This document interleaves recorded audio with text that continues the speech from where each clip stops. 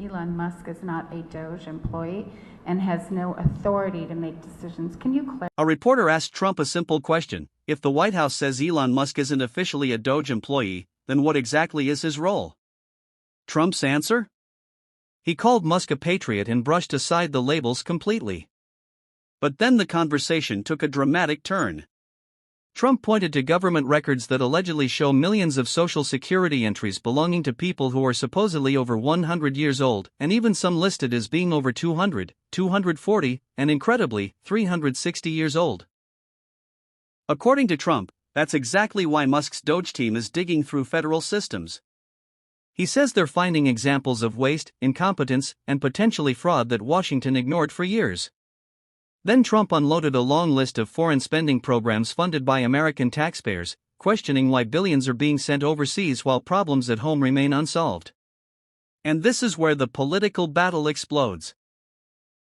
Critics argue these databases don't necessarily prove fraud and that many records could be administrative issues. But Trump is framing the discoveries as evidence of a government system that has been operating without accountability. The bigger question isn't just about Elon Musk anymore. It's whether Doge's investigations will uncover real corruption, or whether this becomes another massive political war between Trump's reform agenda and the Washington establishment trying to stop it. America Live 24. That's what's really happening. Thing that nobody ever heard of. $40 million to improve the social and economic inclusion. Trump just dropped a bombshell from the White House podium, and the political establishment is not going to like it.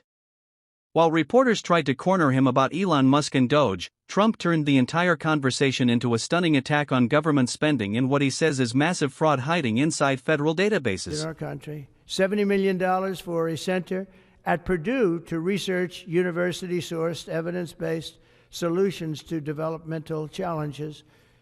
I mean, these are massive numbers on things that nobody ever heard about. $10 million for Mozambique voluntary medical male circumcisions. $10 million for circumcisions in another country. $9.7 million for UC Berkeley to develop a cohort of Cambodian youth with enterprise-driven skills. In other words, let's teach them something about enterprise. What about our people? Can't we teach them about enterprise? $2.3 million for strengthening independent voices in Cambodia. $32 million to the Prague Civil Society Center, which is a very liberal group of people. Wonder how much of that money came back to the people that approved it. $14 million for improving public procurement in Serbia. $486 million to the Consortium for Elections and Political Process Strengthening, including $22 million for inclusive and participatory political process in Moldova, and $21 million for voter turnout in India. Well, why are we giving $21 million to India? They got a lot of money. They're one of the highest taxing countries in the world in terms of us. We can hardly get in there because their tariffs are so high. I have a lot of respect for India. I have a lot of respect for the Prime Minister. He just left, as you know, 2 days ago. But we're giving $21 million for voter turnout. It's voter turnout in India. What about like voter turnout here? Oh, we've done that, I guess. We did 500 million, didn't we? It's called the lockboxes.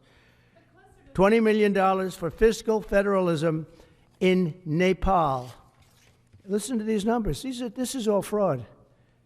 $19 million for biodiversity conservation in Nepal. $1.5 million for voter confidence.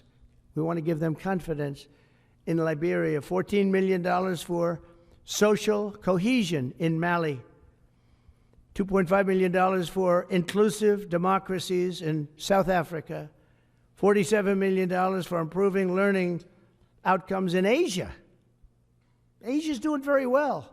They're doing a lot better than we do in the schools, aren't they? $2 million to develop sustainable recycling models to increase socioeconomic cohesion among marginalized communities in Kosovo and Eshkali and in Egypt.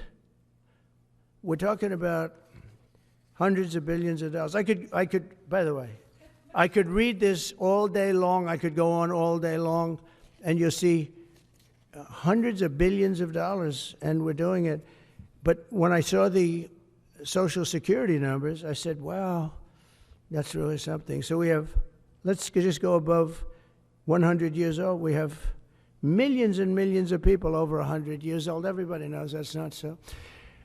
We have a very corrupt country, and it's a sad thing to say, but we're figuring it out. Now, the good thing about Social Security and what I read is if you take all of those numbers off, because they're obviously fraudulent or incompetent, but if you take all of those millions of people off Social Security, all of a sudden we have a very powerful Social Security with people that are 80 and 70 and 90, but not 200 years old.